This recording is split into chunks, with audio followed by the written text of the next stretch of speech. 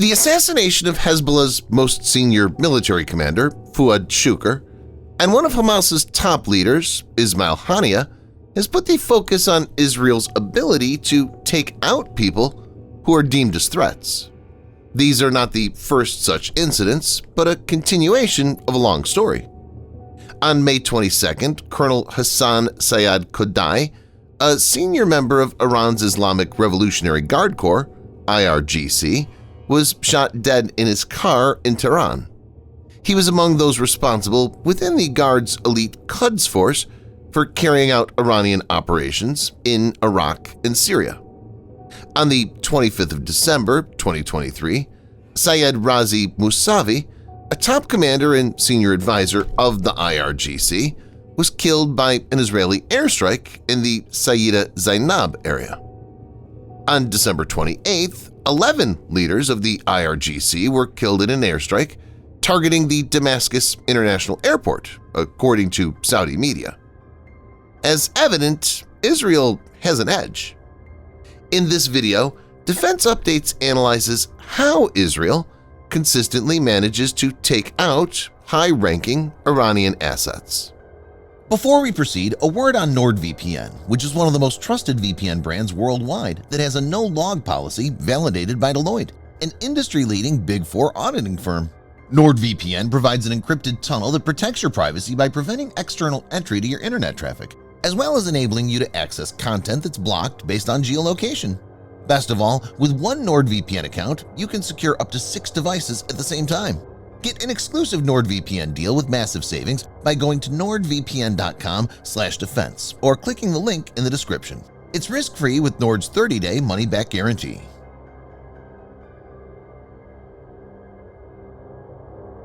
Israel has 3 key agencies to gather intelligence and execute operations: the Institute for Intelligence and Special Operations, popularly known as Mossad, Israeli Military Intelligence, known as Amman, and Shin Bet. Mossad is the Foreign Intelligence Service, Amman is Military Intelligence, and Shin Bet is Internal Security. All 3 are well-funded. For example, Mossad's annual budget is estimated to be around $3 billion, and it's believed it employs around 7,000 people, making it one of the world's largest espionage agencies. These 3 agencies have good synergy and are generally able to find and act on even the most hard-to-find targets. The agents are a highly motivated lot who take their jobs very seriously. It's believed Israeli sleeper agents are present all over the world, especially in Middle Eastern countries. It's also interesting to note that the Israeli Air Force has demonstrated the ability to penetrate deep inside Iran. Israeli F-35I stealth fighters had struck several Iranian targets in Iraq twice in 2018. Not only this, as per the Kuwaiti Al Jarida newspaper, 2 F-35I Adir jets flew undetected over Syria and Iraq and were able to sneak into Iranian airspace. They carried out reconnaissance missions over the Iranian cities Bandar Abbas, Esfahan, and Shiraz. Syria is where the Russian S-300 and S-400 were present, and these were clueless. Mossad has a unit called Kidon, consisting of elite assassins. Recruits receive 2 years of training at Mossad's training facility near Herzliya.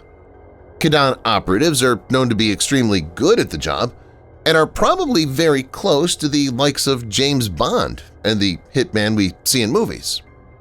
Mossad uses these operatives and high-tech systems to take out threats. For example, let's take a look at the case of Mohsen Fakhrizadeh, the alleged architect of Iran's nuclear weapons program. He was assassinated on the outskirts of the capital, Tehran, on November 27, 2020. This was an extremely sophisticated hit led by a Mossad team that reportedly deployed a computerized machine gun and required no on-site operatives. The operation took less than a minute and did not injure anyone else, including the scientist's wife who was with him at the time. Even 5 decades ago, Mossad used out-of-the-box methods. It's in their DNA. In 1972, Mahmoud Hamshar, PLO representative in France and coordinator of the Munich Olympic Games massacre, was killed by a bomb concealed in his telephone. On the 3rd of January 2020, a precision strike took out one of the top IRGC military commanders, Qasem Soleimani, along with several officials from Iraqi militias backed by Tehran. American President Donald Trump tweeted, "General Qasem Soleimani has killed or badly wounded thousands of Americans over an extended period of time and was plotting to kill many more, but got caught." The Pentagon said Mr. Trump ordered the killing of Soleimani in a decisive defensive action to protect U.S. personnel abroad. It was reported that a special weapon, AGM-114R9X, was used. The weapon, instead of using an exploding warhead, is thought to deploy 6 long blades that extend outward just before impact and minces the target. While this action was not an Israeli one, we know the kind of intelligence and technology sharing that goes on between the U.S. and Israel. Hamas leader Ismail Haniyeh was assassinated in the Iranian capital, Tehran. He was there to attend the swearing-in ceremony for Iran's new president and was a state guest. He was provided top-level protection by IRGC and was supposed to be kept in one of the several safe houses. As per the pictures of the attack, one side of the apartment was completely blown off. So there are several aspects to this. 1. How was it known which safe house he would be provided, and at which time Haniyeh would be actually present there? 2.